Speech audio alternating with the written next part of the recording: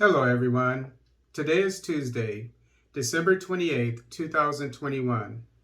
Mali, the departure of the French will increase terrorist activities according to Moscow. This article is taken from La Nouvelle Tribune. Last week, several Western powers condemned the coming of the Russian private military company Wagner to Mali, despite numerous warnings from Paris. But very quickly, Bamako denied the information in order to end the controversy. Present militarily in Mali since 2013 in order to fight terrorist groups there, France has warned Bamako that its men will not fight alongside Russian mercenaries. As part of the end of Operation Berkane and a profound transformation of the French military presence in the Sahel, France has already closed its bases in Kidal, Tessalit, and that of Timbuktu is planned before the end of the year. In the midst of this withdrawal of the French army, Moscow is worried about the post-Barkhane era. For Russia, the departure of the French army from Mali could increase terrorist activities in the West African country currently led by Assimi Goïta at the head of the military transition after two coups d'etat. The key to strengthening security in the Sahel lies in Mali. The key to strengthening security in the Sahel lies in Mali, but the gradual reduction of Operation Berkane by Paris, accompanied by the withdrawal of the French army from 3 military bases in Tessalit, Kidal, Timbuktu, could cause an upsurge in terrorist activities in the country. Piotr Iltchev, director of the Department of International Organizations of the Russian Foreign Ministry, told Sputnik. Sputnik is basically the official. I think it's privately owned, but you can sort of call it the official newspaper or news agency of Russia. Weak political power. For the official, the joint forces of the G5 Sahel, bringing together several armies from the countries of the region, will not be able to ensure the post-Barkhane period in order to repel terrorism.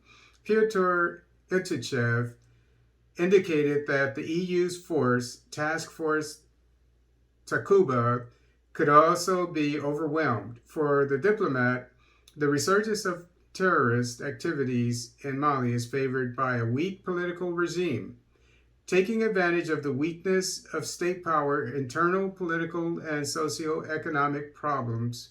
I guess he's referring to the recent coup, inter-ethnic contradictions, and the you have the Mandingos and so forth, who are, I think, the main group in Mali, but you also have the Tuaregs, who, and those two groups don't seem to get along, from what I understand. Excuse me. The Terrorist International is increasing subversive actions. So because of the weakness of the politics and so forth, and because of ethnic clashes in Mali, it's a target for terrorism. Ilitchev explained. I said earlier today with regard to the same thing that's talked about here, that Russia is concerned that if the French and the other Europeans, the UN, EU forces leave Mali, then it will create a vacuum because there will be a lot of forces gone. There are currently 15,000 forces in the UN mission in Mali at the time, which is a fairly sizable number of troops. But I'll repeat what I said during the last video I did on this same subject. This is just a variation on a theme. And The Malian government, the Malian military needs to hire more personnel, more service members. And the arbitrary number that I'm giving is 50,000 right away. The pay is not that great. I mean, I'm sure the average young Malian man will jump at the opportunity to join the military to earn the going wages of Mali at the time. I'm sure there's a lot of unemployment. And I'm sure that a lot of them would be more than happy to serve their country and to fight the insurgency. But I say 50,000 because that's more than double, I'm sure, than what is currently on the ground. And I don't want to go all into details, because it's just just a basic suggestion to the Colonel Goita, the government of Mali, as a retired military police from the U.S. Army, who served on several peacekeeping and missions and war during war, and did this several more than enough times. So I know what it is. So I'm saying hire right away within a year, 50,000. Have Wagner Group train them.